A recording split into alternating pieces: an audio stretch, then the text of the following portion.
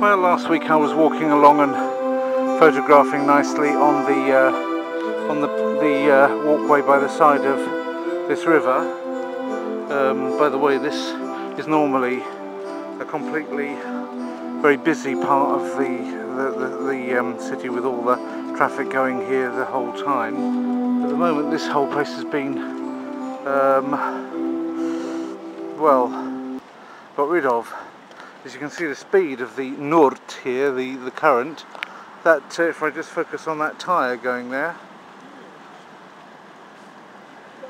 you can see the speed. If you fell in that, you won't get out of it easily. There's a tyre that's been swept into the river. It's floating off down there, wobbling. As you can see, even a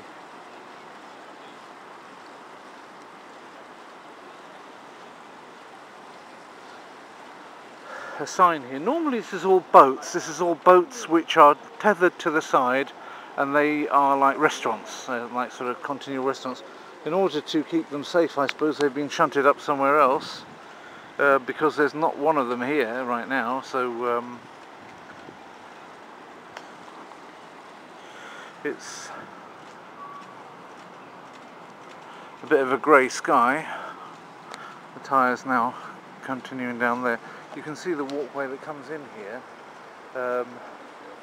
It just disappears underwater, so this water seems to be a good, I don't know, I mean, I suppose that must be 2 or 3 meters higher than normal, maybe more, maybe 2 or 3 I'd say.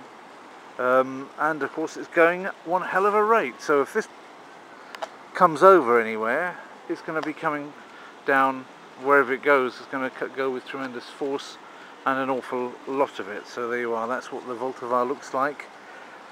And the occasional time, the last one was 2002, when it really goes nutty. That's what the Moldau or Vltava is capable of looking like when it gets its dander up. So I couldn't exactly do a Prague vlog for 4 years and not show you something like that. In fact, well, I could easily have done it and not show you something like that, but thankfully I've got the chance to show you all sorts of things, including this rather interesting natural phenomenon, and yeah, very interesting it is. So there's an extra barrier here they've put up. I don't know how well this would hold, but it's got rubber against steel, which is obviously it's not going to be brilliant. It's got like these vice-like things, vice-like grips on. It's an interesting way of producing a long barrier along the whole way, in order to add, let's say, half a metre or best part of a metre, 60 centimetres more, which could be critical. That could be decisive in whether all that water goes over or not, you see. So if they need more, then they can add a bit more, but I don't think they've got enough. So 3 of these, it's about 60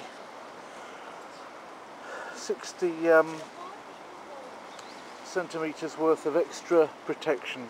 Otherwise it just comes over, it comes up those steps. This morning this was all rising at several centimetres per hour, which is a bit scary, and it comes up the steps, and when it gets to this point, well, that's your last line of defence. Obviously it can go under it, there's rubber around it. How much it will retain, I don't know, but something probably. And they've managed to screw these barriers into these holes there that have been made in the ground a long time ago, waiting for them to be here. They had the basis for this already done,